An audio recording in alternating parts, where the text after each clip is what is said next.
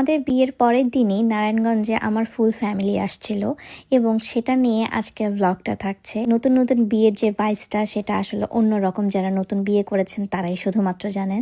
আর এইদিকে আমি আমার শাশুড়িকে সুন্দর করে একটু মেকআপ করে দিচ্ছিলাম, কারণ সে বলছিল আমাকে একটু মেকআপ করে দাও, একটু হালকা করে। একবারে রেডি হয়ে যাই, সুন্দর একটা লাল টুকটুকে বউ সেজে ফেলি, কারণ হচ্ছে সেদিন যেহেতু আমি একদম নতুন বউ, মানে বিয়ের পরের দিনই একদম নতুন বউ, সেজন্য আমি একটা লাল শাড়ি পরতে বেশ পছন্দ করছিলাম। তারপর চলে আসে আমার আম্মুরা, আমার শাশুড়ি সবাইকে রিসিভ করার জন্য গিয়েছিল এবং তারপর দেখি যে কে কে এসেছে, সবাইকে আমি ওয়েলকাম করছিলাম এবং সবার সাথে কথা বলা ট্রাই করছিলাম, কারণ হচ্ছে তারা সবাই আমার জন্য অনেক বেশি স্পেশাল।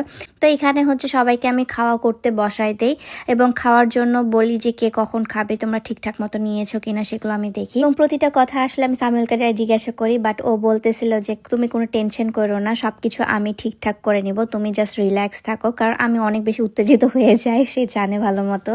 আমিও আমাদের কাজিনদেরকে সবাইকে সার্ভ করে দিচ্ছিলাম এবং লাম বলছিল যে পিয়াপু আমি এটা কখনোই বিশ্বাস করতে পারবো না যে তুমি হচ্ছে বউ হয়ে গেছো, বউ হয়ে গিয়ে এখন সার্ভ করছো।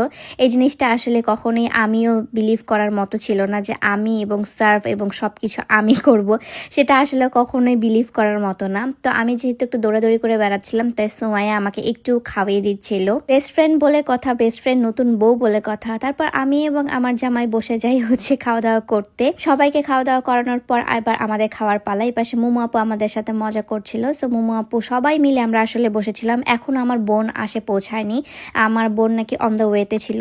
এর মাঝে চলে আসে আমার বড় বোন। আমার বড় বোন এসে বড় বোনকে ধরে যে বড় বোন আপু একটু হাতটা ধোয়া দিচ্ছে, কিছু দিতেন।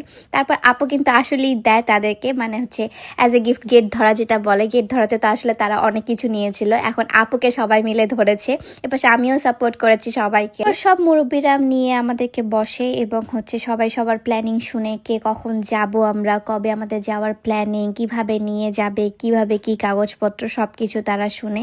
এবার হচ্ছে আমরা একটু মজাও করি, আবার হচ্ছে কিছু ফ্যামিলি টাইম কাটাই আর কি, বেশ ভালো লাগছিল। এরই মাঝে হচ্ছে আম্মু সামিউলকে একটা গিফট দেয়, সেটা হচ্ছে গোল্ডের চেন। এটা দিতে হয়, আমি জানি ছেলেদের গোল্ড পরা একদমই হারাম, বাট এটা দিতে হয় বলে দিয়েছে। জাস্ট সমাজের কাছে নিজের একটা মান সম্মান রক্ষার্থে আসলে দিতে হয়। এটা আসলে আপনারা অনেকে অনেক কিছু ঝাড়বেন, বাট যারা আসলে আমরা সমাজের মধ্যে বসবাস করি তারা আপনারা খুব ভালো মতো জানেন ছেলেদেরকে আসলে কি কি দিতে হয় না দিতে হয়। এবং এরই মাঝে আমার আব্বু একটু ইমোশনাল হয়ে গিয়ে হচ্ছে আমার শাশুড়ির হাতে আমার হাতটা তুলে দেয় এবং ইনশিওর হচ্ছিল যে আসলে আমার মেয়েটাকে একটু ভালো রাখেন, আপনার মেয়ের মতো করে রাখেন।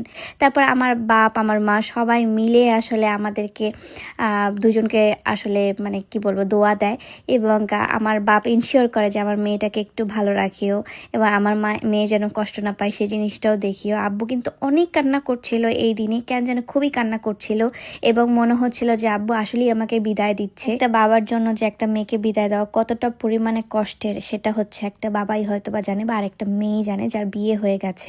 আসলে এটাকে আমি কিভাবে ডিসক্রাইব করবো আপনাদেরকে বলে বোঝাতে পারবো না। আব্বুকে আমি সান্ত্বনা দিয়ে যাচ্ছি যে কাঁদিও না, কাঁদিও না। ছোট থেকে আব্বু আমাকে মানে মায়ের তো দূরের কথা, একটা জোরে ধমক পর্যন্ত আসলে দেয়নি। আব্বু সবসময় আমাকে অনেক সাপোর্ট করছে, অনেক হেল্প করছে, অনেক কিছু আসলে মানে অ্যাজ এ ফাদার হিসেবে সে খুবই ভালো একটা ফাদার। তো আসলে এখানে আমার কিছু বলার নেই। আব্বু আম্মুকে আমি স্টিল অনেক বেশি মিস করছি এবং আমরাই জানি, মেয়েরা জানি স্পেশালি, যে বাবা মাকে ছেড়ে থাকার কষ্টটা কত বেশি। তারপর আব্বু আম্মুদের চলে যাওয়ার পালা। আমি আব্বু আম্মু সবার সাথে আসলে বিদায় নিচ্ছিলাম, আব্বুর সাথেও বিদায় নিচ্ছিলাম।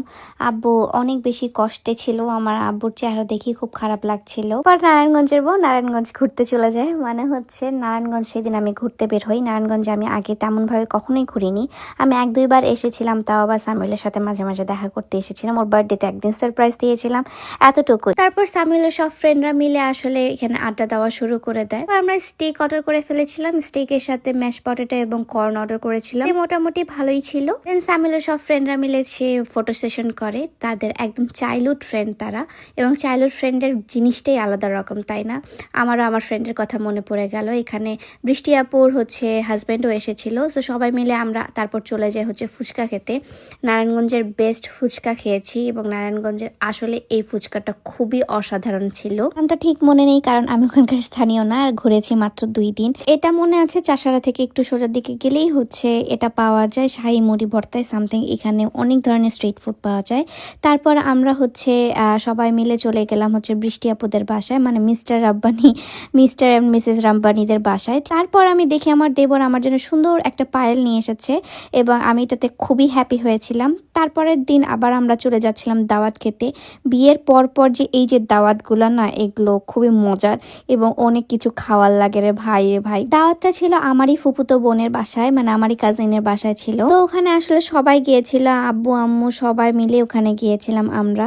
তো আমরা হচ্ছে ফার্স্টে আম্মুদের সাথে গিয়ে দেখা করলাম, তারপর আমরা খাওয়া করতে বসে যাই। আপু অনেক কিছু রান্না করেছিল এবং মজার ব্যাপার হচ্ছে আপুরও শ্বশুর বাড়ি হচ্ছে নারায়ণগঞ্জে। তারপর মেজাম্মু বড়াম্মু সবাইকে বিদায় দেওয়া হয়, এটাই হচ্ছে লাস্ট দেখা তাদের সাথে। আমি আবার যখন দেশে আসব তখন হচ্ছে আবার তাদের সাথে ইনশাল্লাহ দেখা হবে। আব্বুর সাথেও আমি কোলাকুলি করছিলাম, যদিও আব্বু পরে এসেছিল, বাট আব্বু ওই দিন চলে যাচ্ছিল বাসা থেকে। তারপর আমি চলে যাই হচ্ছে আমার শোরুমে, আমার ঢাকা শোরুমকে আমি অনেক বেশি মিস করছি। ঢাকা শোরুম শুধু না, আমি আমার ফুল টিমকে অনেক বেশি মিস করছি। আর্টস অফ পিয়ার ঢাকা শোরুমে আমি চলে যাই। তারপর লাইভ শেষ করার পর আমি চলে যাই আবার মোমো আপুদের বাসায় এবং মোমো আপুর জন্য আমি কিছু গিফটসও নিয়েছিলাম। আমি বলবো সামিউলের জীবনে যদি মোমো আপু না থাকতো তাহলে সামিউল আসলে এত কেয়ারিং একটা ছেলে হতো না।